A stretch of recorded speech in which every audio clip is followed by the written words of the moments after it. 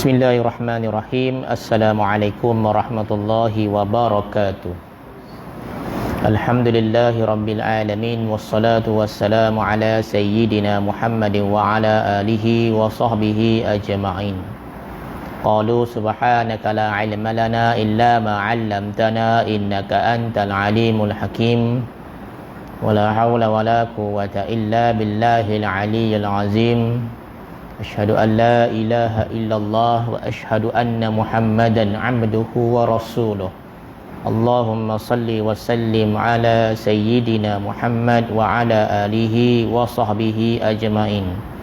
Alhamdulillah, kita bersyukur kepada Allah Ta'ala pada malam ini kita dapat bersama-sama hadir seramai 6 orang di surau dan masjid.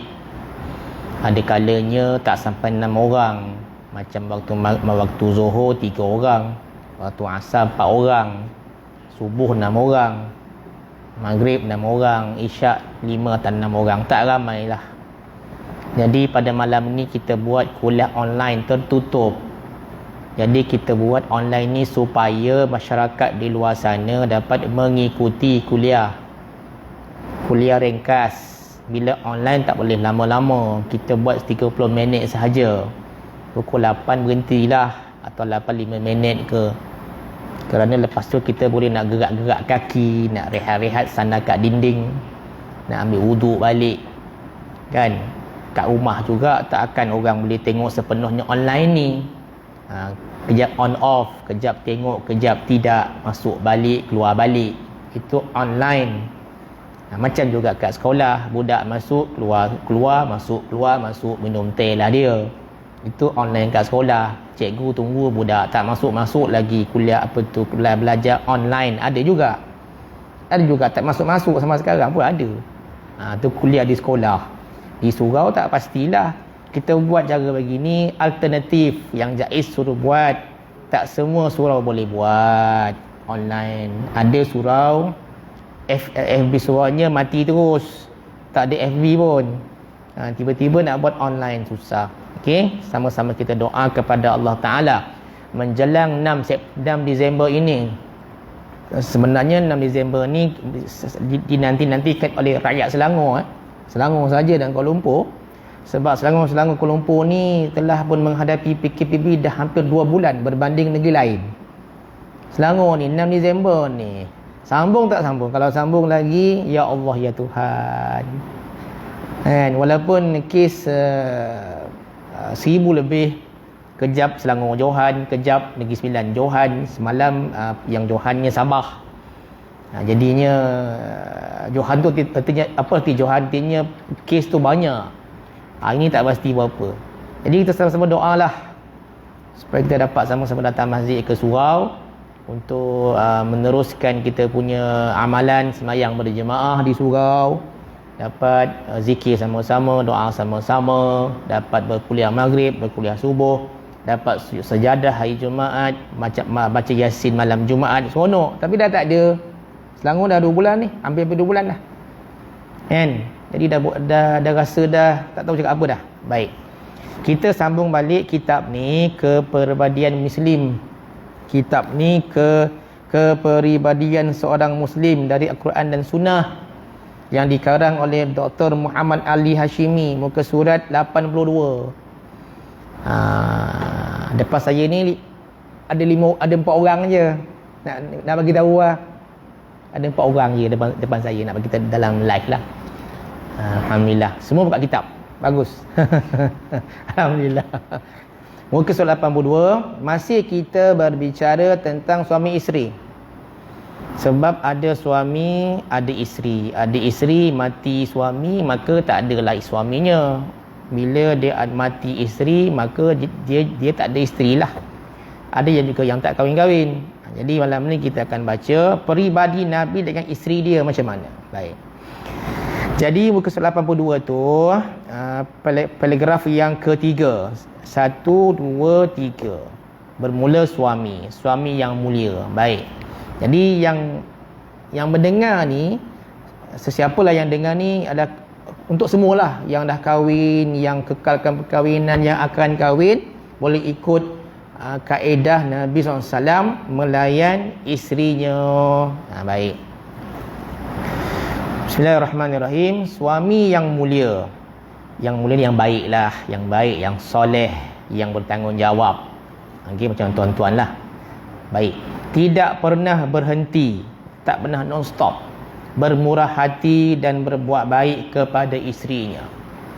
Okey, dia tak berhenti. Isteri sakit, dia tolong jaga. Isteri tak sihat, tolong urut kepala. Isteri tak boleh masak, dia tolong belikan makanan. Ini suami yang baik. Jadi isteri tak dapat jaga anak, suami tolong jaga. Isteri letih, kemas rumah, suami kemas rumah. Ni suami yang baik. Suami yang mulia, yang boleh kekal sampai sekarang. Ini baiklah.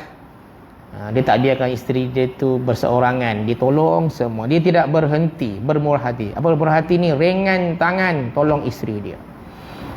Juga terhadap kawan-kawan isterinya. Okay? Hal ini sesuai dengan amalan Rasulullah SAW, di mana amalan Nabi ni dia sangat baik kepada isteri Nabi dan kepada kawan-kawan isterinya. Maknanya isteri Nabi punya kawan ni ramai. Rasulullah SAW pun sangat menyantuni mereka. Macam kita, isteri punya kawan-kawan kita kena baik, kita kena hormat, kita kena santuni mereka. Jangan marah-marah, jangan bersangka buruk kepada kawan isteri kita. Kawan isteri kita tak kenal sangat, tapi bila kawan isteri kita jumpa di mana-mana, kita hormatlah mereka. Jumpa di Tesco, jumpa di Giant, jumpa di Pasaraya, jumpa di mana-mana, itu kawan isteri kita. Kita kena berbuat baik kepada kawan isteri kita, di mana Aisyah radhiyallahu anha menceritakan. Dia cerita, baik, seorang wanita tua ya, menemui Rasulullah, lalu baginda tersenyum padanya. Orang tua jumpa Nabi senyum. Ini sunnah. Maksudnya jumpa orang wanita tua macam saya, jumpa isteri yang tua ataupun perempuan tua, senyum. Ni amalan Nabi. Macam kita kadang-kadang jumpa perempuan tua, kita tak senyum sebab dia dah tua, kita tak ngam dengan dia. Tapi dengan perempuan yang muda, kita nak senyum dengan dia sebab dia muda, kita suka. Jarang kita nak senyum dengan orang-orang tua ni. Nabi buat apa? Nabi senyum. Kemudian menghormatinya. Hormat orang tua ni, wanita tua dan bertanya padanya. Ini sunnah Nabi. Apa dia? Jumpa wanita tua, Nabi akan apa? Tanya khabar. Apa khabar kata kitab ni? Bagaimana keadaanmu? Nombor 2. Tanya, apa khabar cik? Sihat ke? Macam mana kesihatan? Tanya je. Jumpa kat surau, cik apa khabar cik? Sihat ke? Umur berapa? Umur dah 85. Rajin datang surau. Cik bagus makcik ni kan. Jangan bagi kakak kan, ikut pangkat lah. Makcik contoh kan, pakcik, tuan haji. Baik. Dia menjawab. Siapa jawab ni? Wanita tu jawab zaman Nabi ni, baik, semoga ayah dan ibuku menjadi penebus bagimu ya Rasulullah. Apa dia kata? Dia doakan ayah dan ibunya itu. Dia doakan ayah dan ibunya supaya jadi baik di atas kebaikan yang dia buat untuk diri dia, dihadiahkan kepada mak ayah dia. Tuan-tuan sekalian, setelah wanita itu pergi, bila perempuan tu dah pergi, perempuan tua ni pergi kan, Aisyah pun bertanya kepada Nabi, kan, mengapa engkau menyambut wanita tua itu sedemikian rupa? Kan, maknanya isteri Nabi ni, dia tengok Nabi ni menyantuni orang tua, kan, bertanya khabar, apa khabar makcik contoh, apa khabar kakak contoh, yang tua-tua ni kita hormat. Maka Aisyah pun tanya, kenapa engkau menyambut wanita itu sampai begitu sekali? Baginda menjawab, okey, dia selalu menziarahi kami semasa Khadijah masih hidup. Orang tua ni dah tua. Masa dia muda dulu, dia sentiasa ziarah kami. Nampak? Maknanya orang tua ni adalah kawan kepada isteri Nabi namanya Khadijah. Sedia maklumnya, isteri Nabi Khadijah ni umurnya lebih tua daripada Nabi, maka kawan-kawan Sayyidatina Khadijah ni mestilah kawannya sama umur dengan dia. Bila Khadijah dah wafat, maka ada kawannya. Maka Nabi pun menyantuni kawan isteri yang telah meninggal. Dia selalu menziarahi kami semasa Khadijah masih hidup. Tidakkah kamu tahu bahawa menghubungkan silaturahim itu sebahagian daripada iman? Maknanya Nabi menghubungkan tali persaudaraan dengan kawan kepada isterinya. Kita ada isteri, ada kawan. Kawan kita ni, kita tak pernah cek pun WhatsApp isteri kita pun. Kawan dia ramai. Tapi isteri kita selalu cek WhatsApp suami. Suami jarang nak cek WhatsApp isteri ni, malas. Tapi kadang-kadang ada isteri suka cek WhatsApp suami tau. Tengok dengan siapa suami bermesej ni kan. Dia suka. Kan? Dia takut bimbang suaminya bermesej dengan kawan-kawan perempuan. Takut. Kalau suami biar saja telefon tu atas meja, selamatlah hatinya, tak ada apalah tu.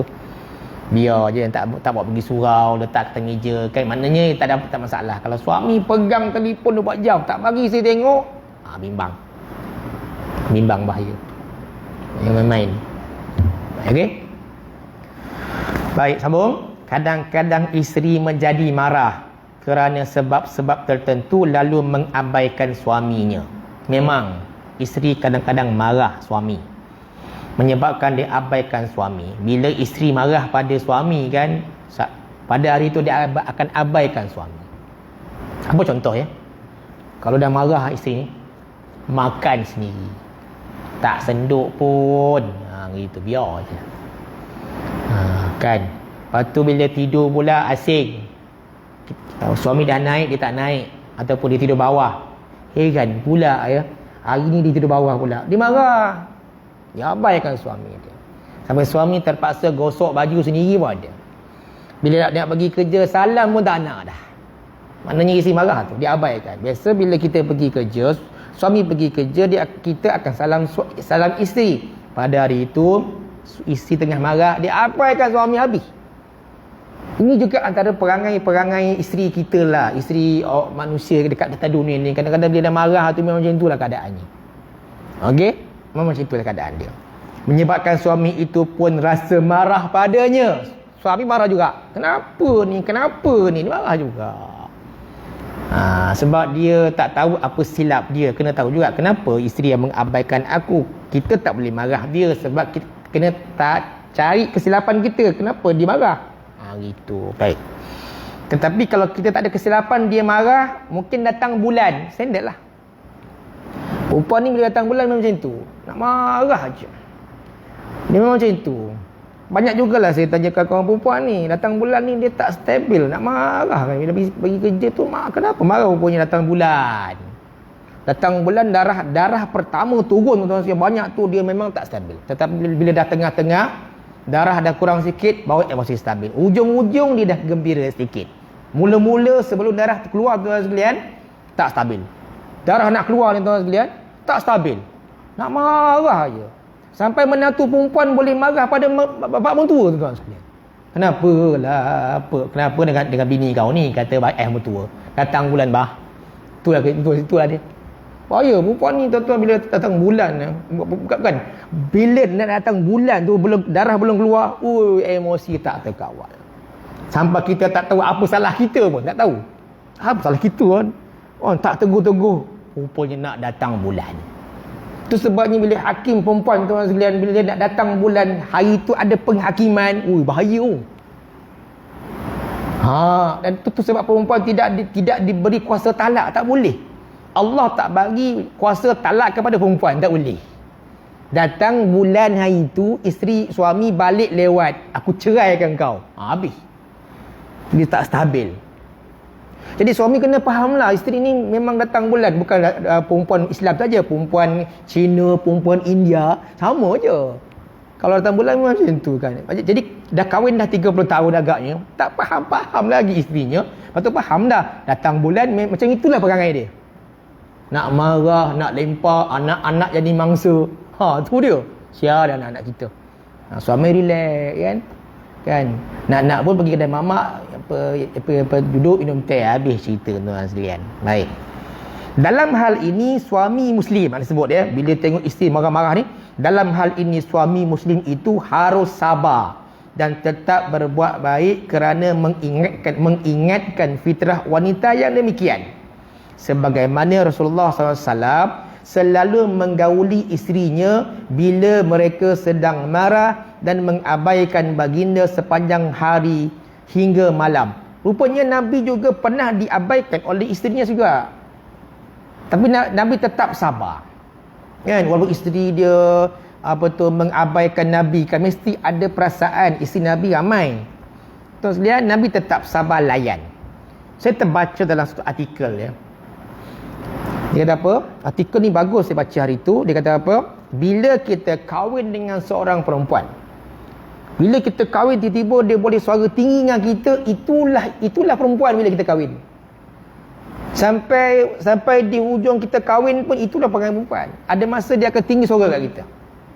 Itulah perangai perempuan yang patut diberikan sabar untuk suami. Suami ni kena tahu perangai dia memang macam tu. Itulah perempuan. Kalau tak nak begitu jangan tak kahwin. Sebab perempuan memang macam tu. Ada masa dia akan suara tinggi dengan suami. Patut tak boleh. Tapi itulah seorang isteri begitu. Kata saya baca artikel tu memang macam tu. Jadi nak tak nak suami macam saya ni kena sabar banyak. Diam je lah. Kan? Dalam kita kahwin kan, ada isteri suka membebel suami, marah suami, diam je. Dia malah cakap diam, senyap dia. Diam je suami tu sampai akhir hayat, sampai mati suami dia. Diam je. Ada juga yang saya jumpa. Tetapi ada juga isteri yang diam, suami membebel, ada juga. Isteri diam, ada juga. Kan, sampai isteri mati. Ada juga. Ada dua-dua diam, ada. Dua-dua diam. Diam. Kan, suami diam, dia diam. Ini pun passion nak dapat payah. Tetapi ada juga yang dua-dua membebel. Ini kalau campak dalam pergi buta, jin berlari tu. Nampak? Dua-dua bebel. Susah. Ni jawab. Sedangkan Nabi, ni Nabi sebab apa? Nabi sabar. Kan, isteri dia pernah sampai ke malam, merajuknya isteri Nabi ni sampai ke malam mengabaikan Nabi. Bayangkan. Okey. Itu dia. Umar Al-Khattab berkata, ini kata sahabat Nabi. Nak cerita apa yang berlaku tuan-tuan sekalian. Apa dia kata?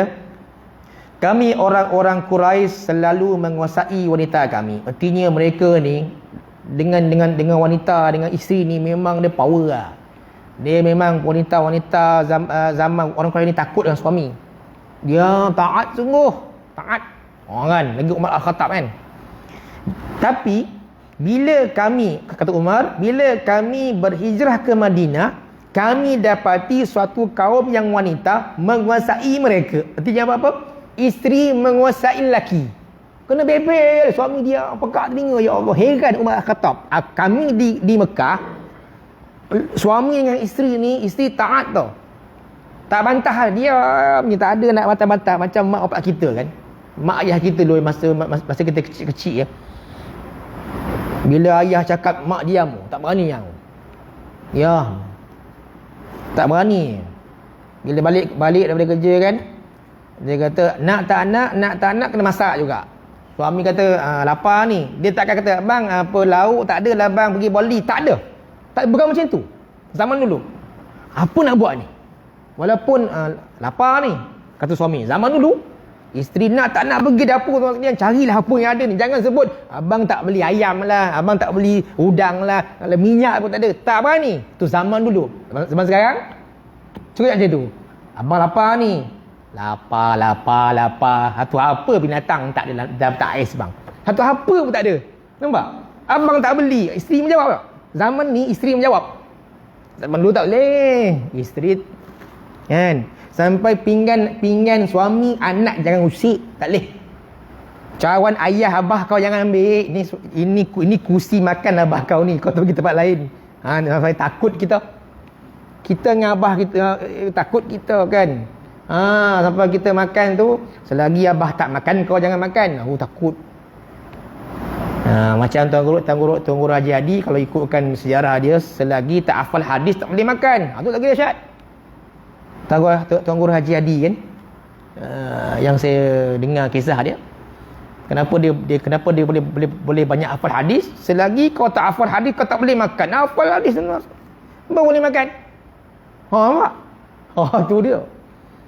Dahsyatnya bapak kita dulu, mak bapak kita ni dahsyat. Itu sebabnya barokahnya mak ayah dulu ni, sampai anak-anak zaman kita, zaman tuan-tuan ni semayang senang je, tak susah pun.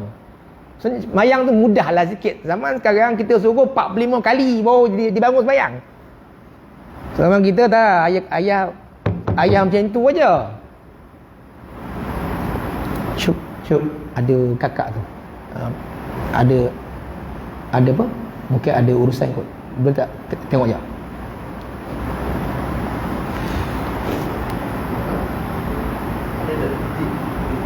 Waktu mijan. Ya Allah, betul.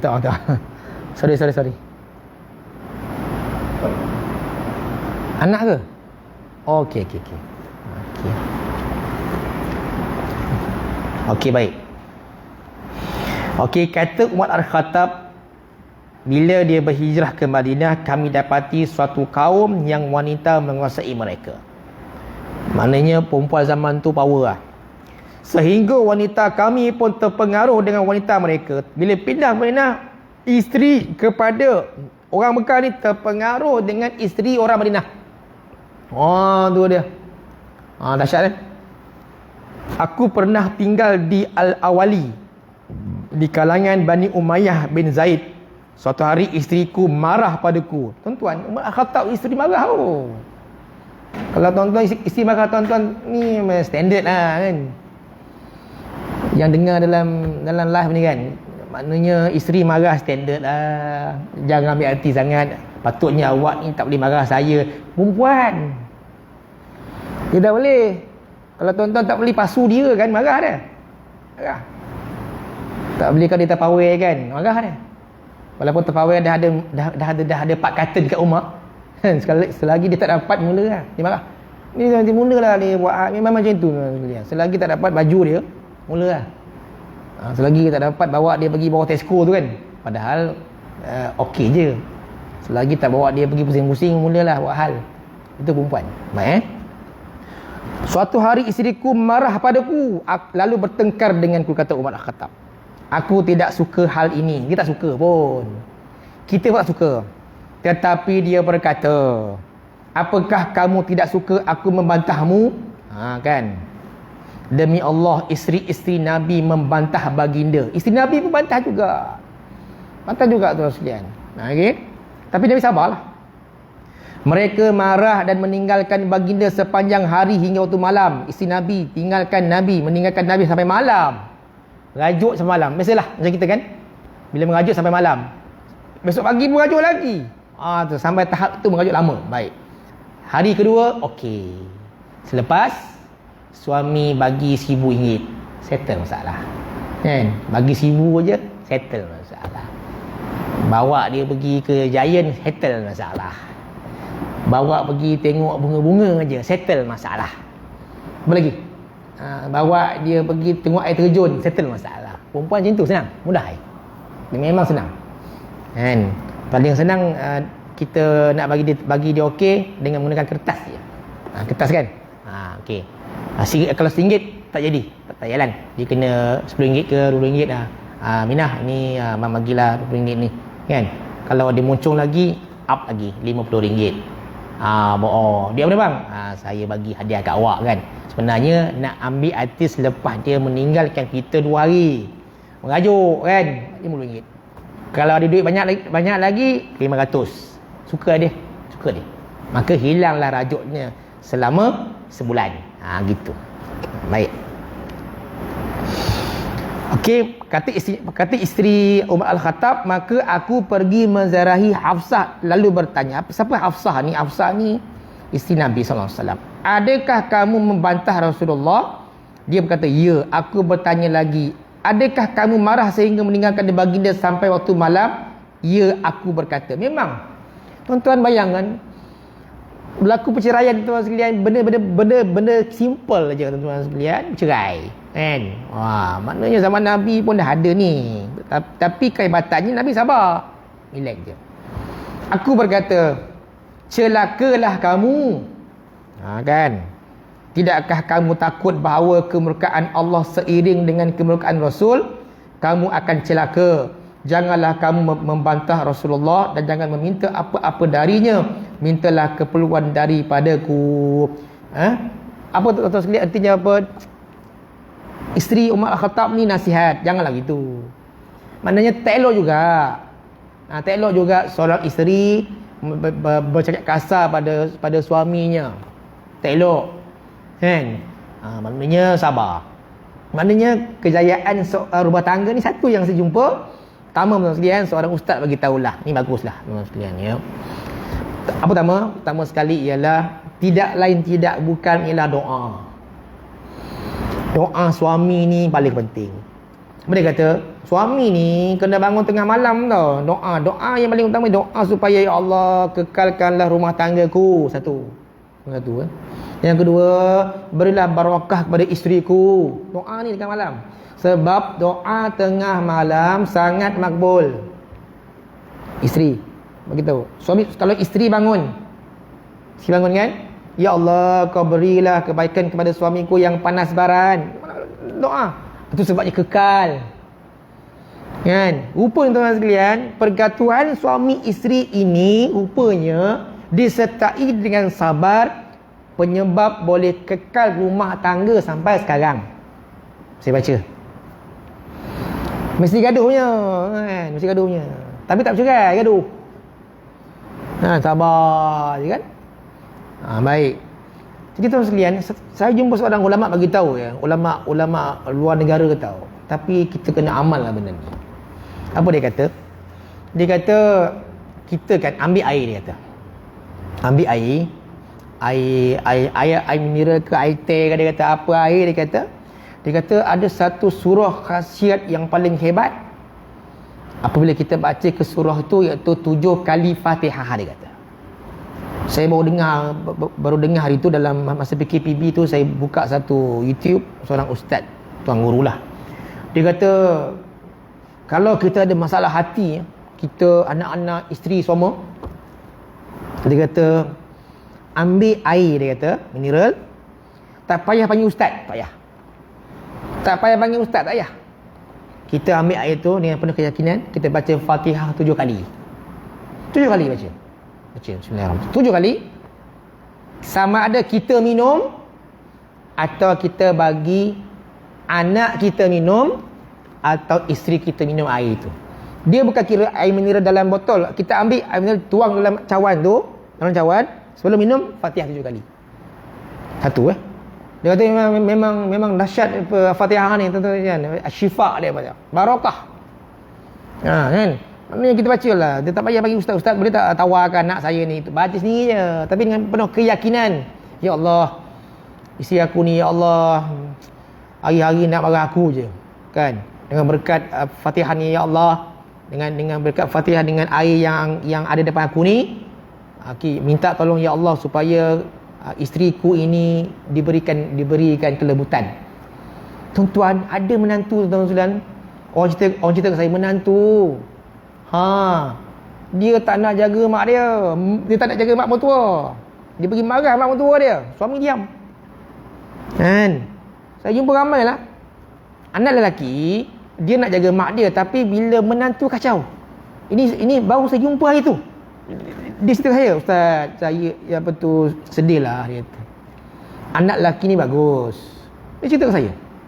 Tapi bila menantu ni, dia tak nak mak lelaki tu duduk rumah menantu. Tak nak perempuan. Ui, sedih tu. Sampai kata, kenapa mak duduk rumah saya? Dia punya cakap tu kasar. Kenapa mak duduk rumah saya? Perempuan ni. Allahu Akbar, tuan-tuan sekalian. Kalau saya sebagai lelaki kan, saya tak marah mak saya, saya marah suami, marah isteri lah. Itu mak saya.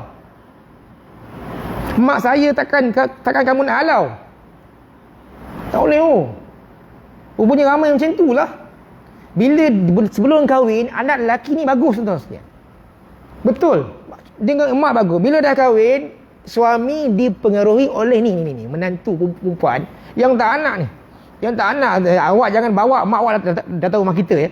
Hui, ni. Ini saya sedih dengar tuan sekalian. Kalau ayah tu boleh tahan sebab ayah ni jenis sempoi kan. Kau tak nak jaga aku, tak saya aku pergi tempat tak apa. Tapi mak melahirkan kita kan.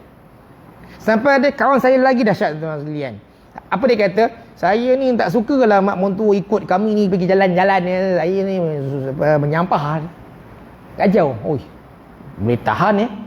Tak suka. Sampai tahap tu menantu perempuan. Lelaki pun sama juga. Saya tak nak mak awak duduk rumah saya. Menantu lelaki pula. Lagilah. Banyak saya jumpa lah tuan sekalian. Harap-harap tak berlaku pada kita lah. Kita ni konon-kononnya beriman tau. Konon-konon lah. Bersemayang jemaah, baca Quran, banyak sedekah. Tapi bab jaga mak ni payah sikit. Konon-kononnya macam beriman sangat. Konon-konon lah. Dengan orang senyum. Tapi bila nak jaga mak, saya tak boleh jaga mak lah. Sibuk. Alung lah jaga. Usul Alung pula jaga. Kan? Padahal dia tu bagus. Semayang jemaah sah. Depan imam lagi pula contoh. Nak jaga mak payah. Ada alasan. Ini masalah. Kan? Saya bimbang tu sekalian. Jangan kata kita ni beriman sangat lah kan. Semayang kuat semua. Bila time kena ujian, jaga mak mertua, tak nak. Ataupun jaga dua-dua mak lagi. Mak kita, mak mertua jam. Sebenarnya pahala. Maknanya itu syurga kita kan. Selagi kita tak diuji begitu tuan-tuan sekalian, jangan kita beriman lah. Tak diuji jaga mak ayah ni. Kan? Tu dia. Baik. Jadi kata isteri Umar Al-Khattab, dia kata tak baik buat Nabi macam tu. Dia nasihat kepada isteri Nabi kan. Tapi buat macam mana kan? Ada masa kan terasa hati. Baik. Kau mudah? Okey, last. Kan? Saya tak boleh lama. Baik. Umar, last. Saya habiskan sampai bawah ya. Umar menemui Nabi lalu menceritakan apa yang telah terjadi di rumahnya dan percakapannya dengan Hafsah, anaknya, kemudian baginda tersenyum. Baginda tersenyum, tak marah pun apa yang Umar cerita pasal Hafsah. Dia meninggalkan Nabi tak marah pun. Nabi senyum je. Nabi faham. Perempuan memang macam tu. Baik. Okey. Muslim harus membangunkan sifat sabar ini. Sabar. Bangunkan sifat sabar suami. Macam saya, suami sabar kena banyak. Makin tua, makin sabar. Waktu muda memang tak sabar pun. Tahu. Dah tua-tua ni dah sabar sikit. Sikit lah. Kadang-kadang marah juga. Agar dia dapat mengikuti sunnah Rasul dalam akhlak dan perbuatannya. Apa dia? Sabar dan senyum. Baik. Maka dia akan dapat membuktikan bahawa Islam adalah cara hidup yang mulia dan bahawa semua kesengsaraan, cerai-berai, kacau bilau dan kebimbangan yang dialami oleh individu, keluarga dan masyarakat adalah disebabkan oleh kejahilan dan ketidakfahaman manusia ke atas nilai-nilai mulia yang dikemukakan oleh Islam. Sebab cerai-berai, sebab sengsara, sebab kacau bilau, sebab jahil, tak belajar agama. Sebab tidak sabar. Sebab macam-macam sebab lah. Kan? Kalau dia banyak mengaji kat surau, dengar ustaz ceramah-ceramah, lama-lama dia hati jadi baik. Gitu dia. Sekiranya prinsip-prinsip mulia ini diamalkan oleh pihak suami, saya suami, tuan-tuan suami, amalkan apa? Sabar, tolak ansur, senyum, faham isteri kita, faham. Dia penat, kita basuh pinggan. Dia penat, kita lipatkan baju. Dia penat, kita sapu sampah. Dia penat, kita urut kepala dia. Itulah sifat suami lah tu. Tu yang kekal sampai sekarang. Baik.